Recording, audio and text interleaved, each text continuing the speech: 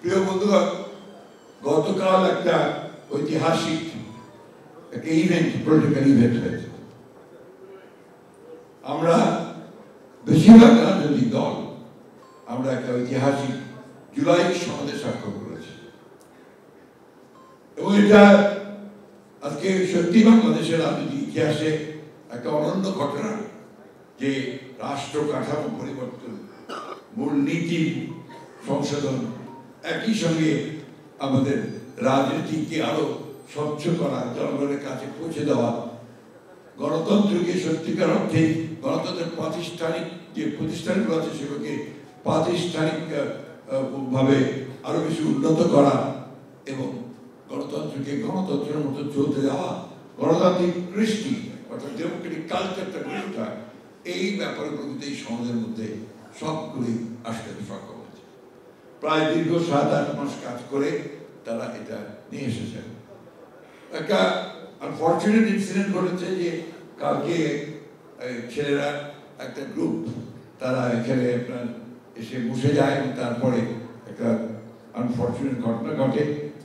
Police এবং ছাত্রদের মধ্যে একটা আপনার বলা যেতে পারে একটা ভায়োলেন্সের ঘটনা ঘটেছে। শিয়া বাটার ও ভিটামিন ই সমৃদ্ধ লিলি বিউটি সোপ, তারুণ্যময় উজ্জ্বল ত্বকের জন্য। রিমার্ক, এই সময়ে এই ধরনের ঘটনাগুলো খুব গণতন্ত্রকে সাহায্য করবে না। আমার মনে হয় যে সকলের অত্যন্ত দায়িত্বশীল সেই ভূমিকা পালন করা উচিত, রেসপন্সিবল ভূমিকা পালন করা উচিত। কারণ এটা কি ইন্টারিম গভর্নমেন্ট, এই গভর্নমেন্ট এখন পর্যন্ত যতগুলো কাজ করছে তারা ভালো কাজ করার চেষ্টা করেছে। আমরা যে যতই বলি 1 বছরের মধ্যে সমস্ত জঞ্জালগুলো শেষ করে ফেলা সম্ভব নয়। আওয়ামী লীগ যে 15 বছরে যে গার্বেজ তৈরি করে গেছে, জঞ্জাল সৃষ্টি করে গেছে, সবকিছু ধ্বংস করে দিয়েছে, সেগুলোকে 1 বছরের মধ্যে সব ঠিক করে ফেলা এটা কারোর পক্ষেই সম্ভব নয়। এগুলোকে রাজনৈতিক দলগুলোকে দায়িত্ব নিয়ে দায়িত্বশীলতার সঙ্গে একটা অবাধ সুষ্ঠু নির্বাচনের মধ্য দিয়ে যে পার্লামেন্ট আসবে, সেই পার্লামেন্টারি ব্যবস্থাকে শক্তিশালী করার জন্য সেই দিকে আমাদেরকে নজর দিতে হবে। সমস্ত কর্মকাণ্ডকে পার্লামেন্ট কেন্দ্রিক করতে হবে। এটা না করলে আপনার এই পার্লামেন্টারি ডেমোক্রেসি ফাংশন করবে না। এই কথাগুলো আমাদের বুঝতে হবে।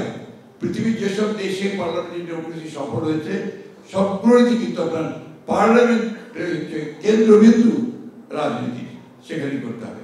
এই রাস্তা থেকে উঠে চলে আসতে হবে পার্লামেন্টে। আর কতদিন রাস্তায় 50-75 আমরা রাস্তায় চলছি। এগুলোকে ঠিক করে এই সনদের মাধ্যমে গণতন্ত্রকে যদি আমরা একটা কালচারে পরিণত করতে পারি সেই চেষ্টা আমাদের করতে হবে। প্রিয় বন্ধুগণ, আমি আগেই বলেছি যে আজকে আমার শরীর বেশি ভালো নেই, আর ঠিক সেইভাবে আমি আপনাদের সামনে হয়তো সেই বক্তব্য রাখতে সক্ষম হলাম না।